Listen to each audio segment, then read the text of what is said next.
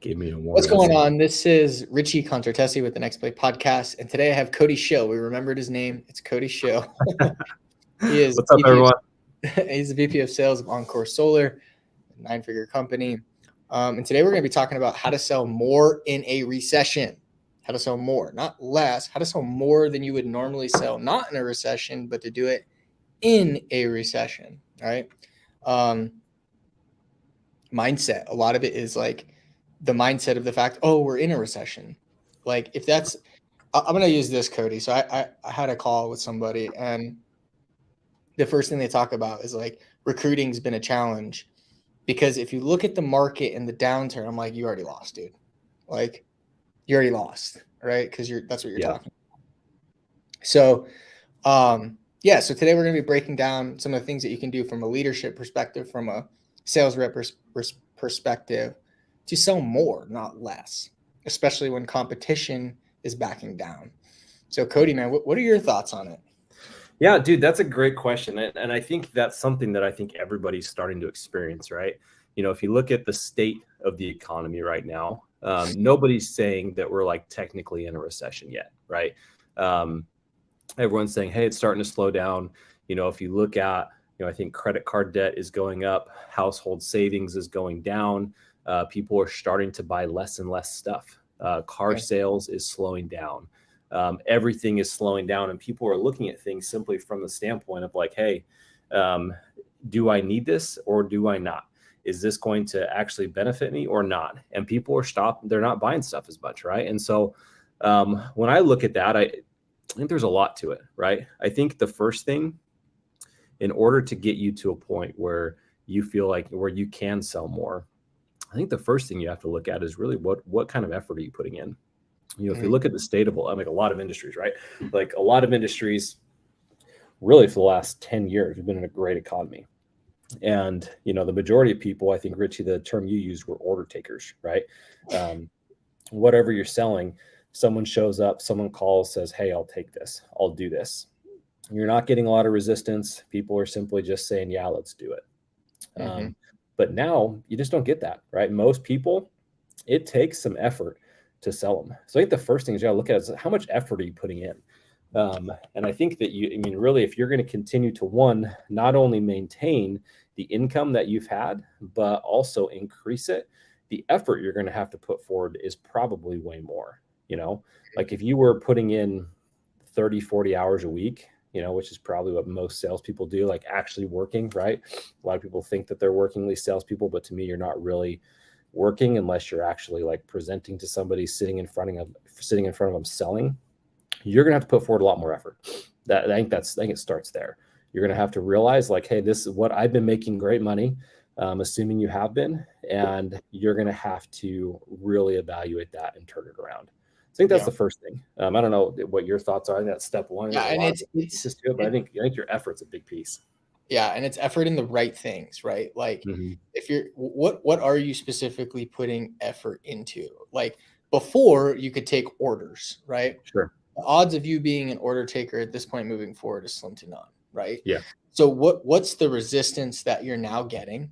And from a standpoint of being able to expect that resistance and have the confidence to expect that resistance and know how to respond and to deal with it. And then potentially things you could do beforehand to potentially, stall or hold off that resistance. But you're going to get resistance now. So how you deal with that resistance matters. So the effort you put in, the practice you put in to those resistance scenarios, and then once you have that resistance, being able to calmly, in a relaxing way, be able to respond to that resistance and ultimately move someone through the pipeline. So the effort in multiple areas, not only in, potentially making more calls, more doors, more whatever, but the effort in you as a leader, you as a professional or a rep, what's your skill set? Are you leveling up? Because the good thing is about this in a recession is that people are quitting. There's a lot of people that are saying this isn't for me, from a business owner standpoint, from a sales rep standpoint, from a marketing standpoint. Like When it gets hard is when people quit. So this is your opportunity to really develop yourself. And then when the time comes in the future, right, when things turn around, you're going to be so far ahead of everybody that you're going to be doing double what you're doing, pre right now. Totally. Yeah, I think there's two things that are, at least that come to mind when you say that, right? What are you putting the effort into? So I think the first thing, there's two things that we talk a lot about at Encore. I think the first thing is peer engagement. Oftentimes, I think people try to reinvent the wheel too much, and they try to come up with stuff on their own. Like, hey, I'm struggling, so I'm just going to like experiment and figure it out. But at the end of the day, like, why do that? If you can look around your company or look around the industry, just around your peers, people that you know, and talk to them and find out what they're doing. Like, hey, they're still finding success. So what are they doing, right? Engage with them, talk to them. A lot of times, if they're at the same company or in the same industry, people are pretty willing to help you, right? So I would put a lot of time into peer engagement, getting to know what other people are doing to find success. Don't reinvent the wheel, just copy it, right? There's no reason to change things. And then the second thing that I think is super important, we always call it out of the office engagement, but out of the office and development, excuse me. But focus on developing yourself out of the office, out of appointment times, out of like your meeting times or your training times or whatever your company does. But focus on developing yourself more than just that. I was actually talking to people about today. Have somewhat of like a morning routine, right? You wake up, exercise, meditate, read a book, whatever, right? You do the cold tub, don't you, every day? What's that? You do the cold tub every day, don't you?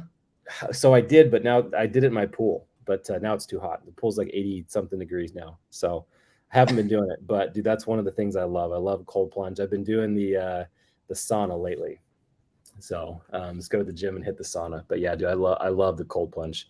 I want to buy one, but like the cheapest one I found is like $5,000, and I just can't bite the bullet on spending $5,000 on a cold hot tub, on a cold tub. Basically, it's just going to sit outside. So yeah. So one day maybe I'll do it. Maybe I'll convince my wife. But yeah, that's do your morning routine, right? But then spend some time spend time on YouTube, right? Spend time on find some channels of good salespeople, buy some sales books, buy sales courses, right? Find things that you can invest into, not only your time but your money, and that will help you to get better. But right now, you really have to focus on getting better, because everything I'm reading, the economy is not going to be great for the next couple of years. It's going to continue to get worse. And so if you want to thrive through this, you've got to get better now. Start focusing on this now. Don't wait, and just get as good as you can through other materials, right? Don't just rely on yourself or company training or whatever, right? But get better yourself through peer engagement and out of the office development. Those are the biggest things I'd say. Yeah, it's like now is the greatest time to move forward. Like if you look at like the wealthiest people, the most successful businesses, a lot of them were started in downtimes, in downturns. And why is that the case? Because you have to think differently. You have to act differently. If you're an order taker in a downturn and you're trying to build a business where you're trying to sell, I wish you all the best of luck. It's not going to happen. So the reason is because they start in these period of times, they develop themselves as real professionals, not amateurs, professionals. And then when the economy upturns, they explode, right? Because they've taken the time to learn the skills, develop the habits needed to be a professional, an elite professional. To add to what Cody's saying, because he hit the nail on the head, is who are you working with? And this isn't a pitch, but I don't care if it's us or someone else, but who are you working with on a weekly basis? If you don't have someone within your organization that's doing this with you, to review your KPIs with you, to review your calls with you, to review your objections, to review the things that are happening in your scripts or on your visits, who are you doing that with? Who's holding you accountable to getting better and improving on a consistent basis? Because if you don't have that today, You're going to struggle. If you didn't have that 6 months ago, a year ago, and you were a realtor, it didn't matter. But today it does. So not only do you need to put in the effort, but who's working with you? Who's that outside perspective that's keeping you improving and in the game? Because there's things that you don't see that others will. Does that make sense? 100%. Yeah. I mean, I think having, someone to hold you accountable is probably the most valuable thing that you can have. One of the most valuable things you can have as a salesperson, right? And as a salesperson, if you're listening to this, you should crave accountability. You should crave having somebody look at what you did and tell you how you can improve. And from the side that is holding accountable, something that just really kind of comes to mind, right? Once again, in an order taker economy that we've been in for the last several years, you can probably rely on people being successful without having to hold them accountable for the most part, right? As long as they can, pitch somebody, et cetera, you can probably rely on it. But one of the things that I see all the time when people are holding them accountable is they allow people to not just when they're holding them accountable, they allow the excuse and the reason and the story that they're telling them to just exist. And so from someone holding them accountable, one of the things you can't do is allow that story to exist, but just let the story tell the numbers. I was actually talking to somebody on our team about this earlier today. He's not great at holding people accountable, which is okay, right? It's a skill that everybody's got to learn. But you can't allow the story to be the reason, right? Okay, cool. That's a great story. That's a great reason.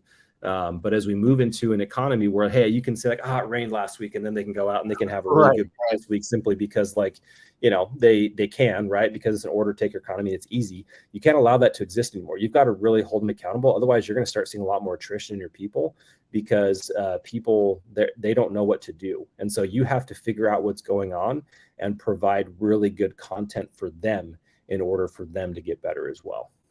Yeah, totally.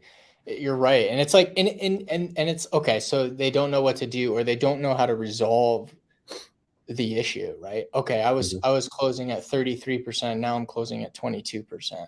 Yeah. Okay. So 33%, I was like, cool. We let it slide. We let it go. We let stories, right, go, because 33%, it's still fine, right? You're not doing bad.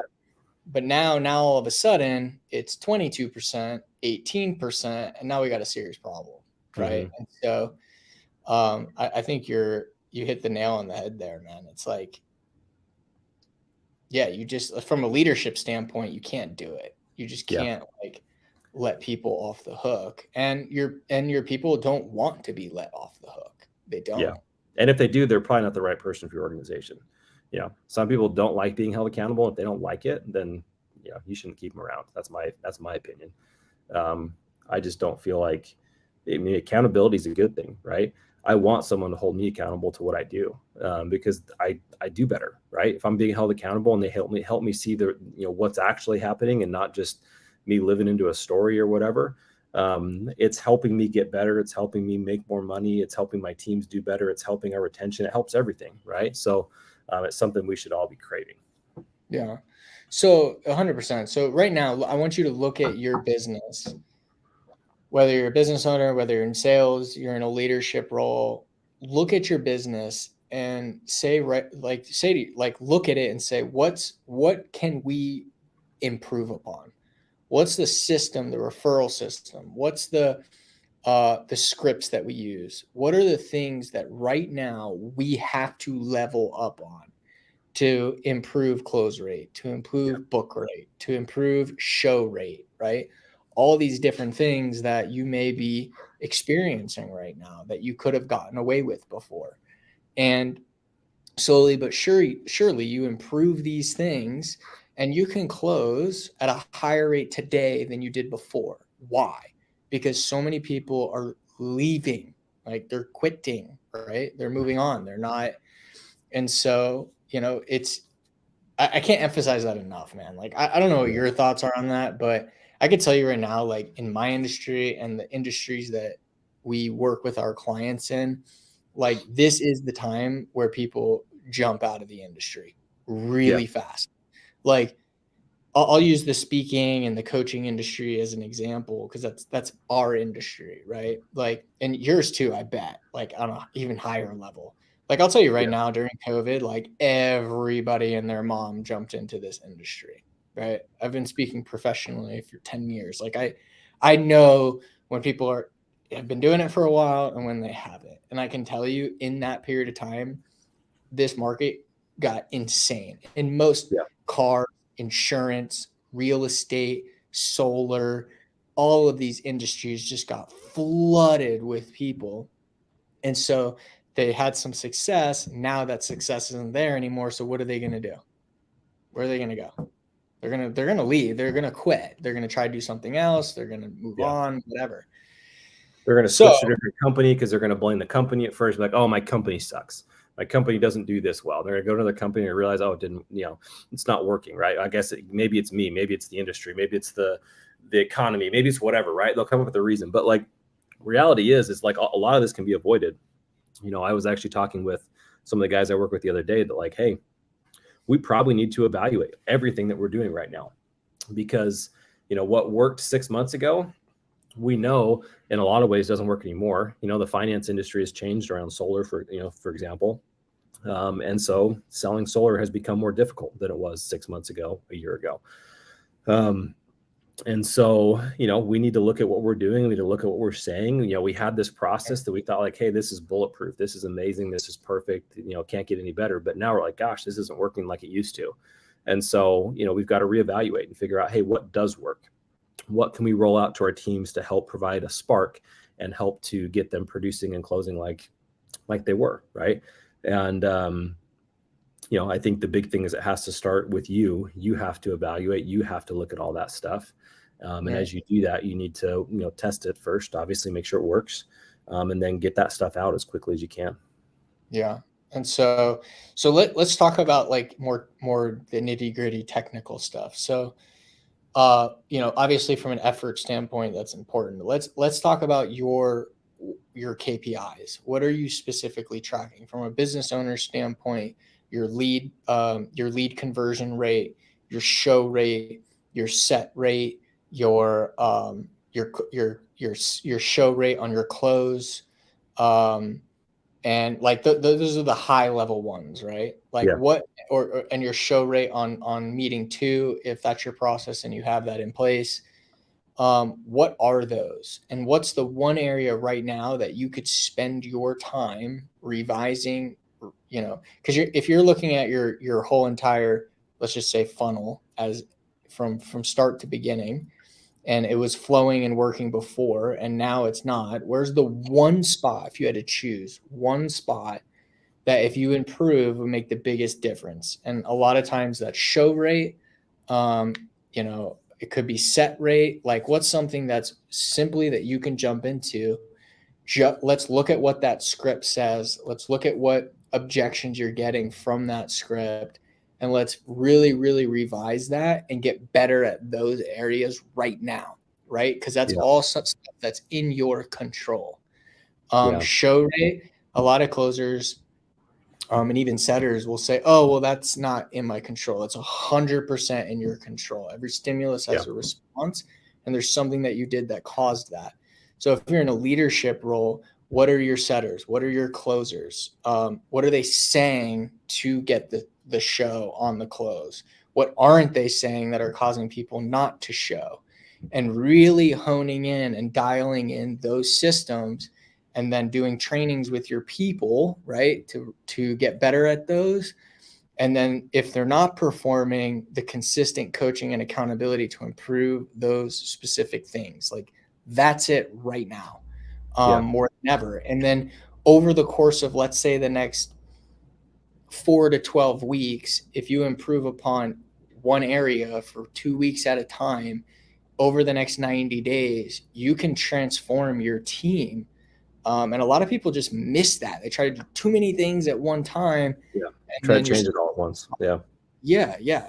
One thing, test, measure, improve. One thing, test. So look at your business. What's the one area that if we increase that conversion, whether it's, for your lead conversion, your set conversion, your show conversion. Like, what's the area? What's the scripting? What's the training around that? And then the coaching and accountability of execution on that. Yeah, totally. Yeah, I mean, I think that's a great way to approach it, right? I mean, just look through everything. I think one place that when I look at our business, and I think what I'm hearing from people around the industry is, like, I think a big thing people are struggling with right now is getting leads to sit. They're still setting leads in a lot of ways. I think the lead flow has dropped a little bit for a lot of companies too, just across the board. So one, looking at how do we increase our lead flow, even just starting there, right? But then getting leads to sit. Once they sit, then typically, I think for the most part, at least with our industry, we're still seeing a pretty high conversion rate on those. It hasn't dipped too much, but it's just getting people there. And then figuring out, well, what can we improve? Do we need to work more hours now? Do we need to, with us, it's, knock more doors? Do we need to have alternate lead sources? Do we need to is what we're doing not working anymore? And sometimes you got to even evaluate that, right? But just evaluate everything step by step and figuring out the issue so that you can fix it. When you say sit, you're talking about show? Show. Yeah, we say sit. Yeah. So let's say, across most industries, 60 to 80% is good, right? Right now it's like 40%, right? Mm-hmm. And so I'll tell you, just from our clients, that's a thing for sure, is show. Yeah. Because people will book, but getting them to show is a whole nother thing. So what are some of the things that you're doing? Videos beforehand, value beforehand, getting them to do minor commitments. In your industry, that's a bill. In our industry, that's an application, right? It's like, what can you put in place that will get them to show? Yeah. And any movement or activity on their end. I mean, whatever your industry is, like you said, ours is getting a bill, right? But whatever your industry is, like I was in alarms for 6-7 years before I got into solar, and the movement that, like, what you would get the customer to do was an activation fee, that was, depending on who you're working for, anywhere from $50 to $100 that they would pay up front. But the likelihood of appointments, pitching, closing, etc., was way, way, way higher simply by, like, collecting an activation fee, right? You collect an activation fee, you're getting people, and that's usually at the close, right? But you collect that activation fee, and the likelihood of someone committing to doing it long term was way higher. When people do something similar, just something small where they've got some skin in the game, they feel more commitment to it. And obviously, this is the activation fee is a little bit different point in the sale, right? You're actually closing it, but when people have commitment to something, whether they've paid some money, they put forth some work, they've done something in order to get to whatever point they're at, the likelihood on them moving forward long term is much higher. So with alarms, for example, I can't remember the exact numbers, but if somebody paid an activation fee, the likelihood of them actually moving forward and paying that through the remainder of the contract went up to something like 95%. If they didn't collect an activation fee, it went down to like 60% of the people would actually move forward. So there's like a psychology there. When somebody works for something, when they pay for something, when they do some form of work, whatever it might be, the likelihood of them following through is drastically higher. 100%. So for your business, what's something that you can put in place, whether it's a financial standpoint or a time standpoint, right? Like, so time may be taking the time, going, getting the bill, committing and sending it, whether it's watching a certain video that's an expectation so they have an understanding, or it's financial, whether they got to pay to do a consult or they got to, pay to do the activation fee. Let's get commitment from them some sort of way, time or money. And you're going to have a much better opportunity, right? And if you can get someone to show you've got the leg up from someone who doesn't. So I think that's important. So I know this conversation kind of went a certain direction, but it doesn't matter. Like, at the end of the day, we're not in an order taking. If we were to sum this up, we're not in an order taking economy anymore. It doesn't work that way. People are more flaky today than ever before. So you have to be on point. You have to tie down right. You have to overcome objections correctly. You got to ask good questions. You've got to have good front end offers to keep people on board. All of these things have to be in place. And the good news is that now's the best opportunity to do that, because people are going to be quitting and getting out. So from a motivational standpoint, like you're in a good place.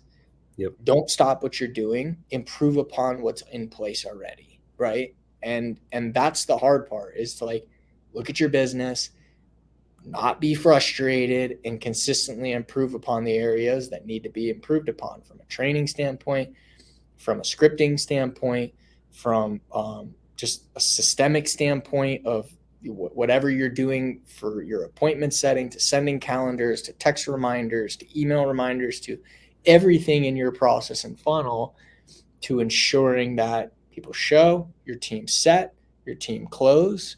And as we climb out of this, not only are you going to close more now, but you're going to close more, like astronomically more, once we're on the other side of this. Yeah, totally. Imagine 5 years from now, economy's great, it's booming again, and you've just gained all of these skills over the course of time, going through a tough economy that's harder to sell, and you've become a drastically different salesperson, drastically better salesperson, where now you're unstoppable, right?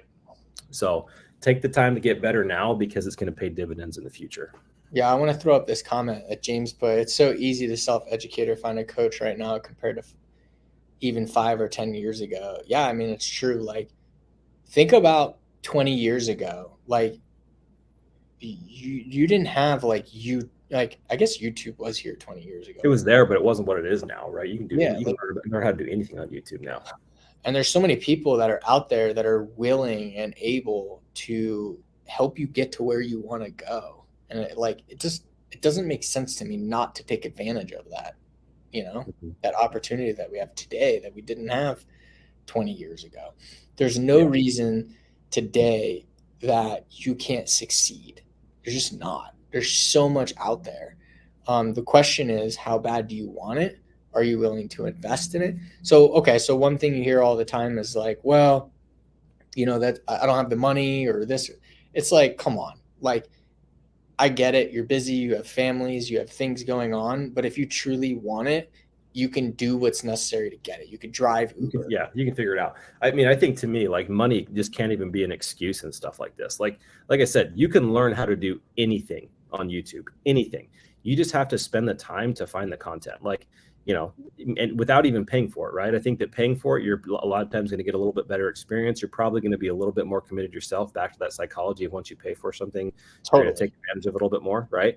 But like, if you're motivated enough, you can figure it out. Like, it's all there. If you want to learn how to become a really good door-to-door salesperson, it's on YouTube. If you want to learn how to be really good at a call center, or learn how to run an online business, or learn how to do whatever, it's all there. It's just a matter of you taking the time and figuring out how to do it. Most people just don't want it bad enough to put that time and that effort in. Right. And that's why they're going to quit. And you're here, you're watching this, you're not. And you're going to do the things that aren't glamorous. And, it's not the magic bullet, but these are the things that you've got to do today, right? Yep. To succeed. I will tell you this, just because, we do run ads. And we do talk to a lot of people on a daily basis. And I will say, and I know if I bring on anyone on my sales team, they will tell you the same thing. Everybody's looking for the magic bullet. Everyone's like, I'm trying to switch jobs. I'm trying to do this. It's like, maybe you're in a bad vehicle, but most of the time, you're in the right vehicle. You're just not doing the things necessary to succeed. And that's analyzing your KPIs. You're just not a good driver at this point. You got to figure out how to drive. Right. Analyzing your KPIs, knowing in your business, in your funnel, in your sales process, where are the gaps? Where's the training in place for it? Where's the coaching and accountability on a consistent basis to improve upon those things? And you can succeed in whatever industry, in any market, right? Are you willing to do that? Are you willing to put in the time? Are you willing to get punched in the face, not physically, a bunch of times? And, the ones that do right now, and I hope from a motivational standpoint, this hits you, the ones that do right now are going to sell more right now, and they are going to come on the other side of this and be very, very successful. So If I could leave with anything, that's what it'd be. Cody, I don't know if you have anything you want to add to that before we wrap No, this. I mean, I think you hit the nail on the head, dude. Like, I mean, obviously this goes without saying at any time in your life. Like if you put a lot of time and a lot of effort in, you're going to get better, right? But right now is probably the most important time you can do it, just given the environment that we're currently in. It's time, right? Like things are starting to get harder for everybody. From a sales standpoint, you know, for a lot of the country, things are getting harder for a financial standpoint, right? And so if you want to continue to thrive throughout it, it's time to put in more effort than you probably ever put in, more time prospecting, more time closing, more time everything, right? More time getting better, more time with everything. And the more time you put in, the more successful you're going to be. Maybe you're not going to get the same result that you got with the same amount of time now from a few months ago, right? But so maybe you got to put in, instead of 50 hours, you got to put in 60 hours or 70 hours a week. But, I think that's worth it over time because it's going to get you better, and then over time, when you put 70 hours in, it's probably going to be, you'll be light years ahead, right? You'll be able to make more, do more, and become better than you've ever been. So just put as much time in as you possibly can with everything. Yeah. Awesome. Love it. All right, cool. Well, listen, I felt like this was a really good episode. This is a good point, I think, to wrap it up. If you're listening right now on YouTube or Spotify or Apple or wherever you listen to, if you're on YouTube, definitely, if you got value from this, feel free to subscribe, leave a comment below, or if you're on Apple or Spotify or wherever you listen to your podcast, if you enjoyed this, make sure to leave a review. And I look forward to seeing all of you on the next one. Cody, thanks for being on, man. Awesome. Thanks for having me, man. All right. All right.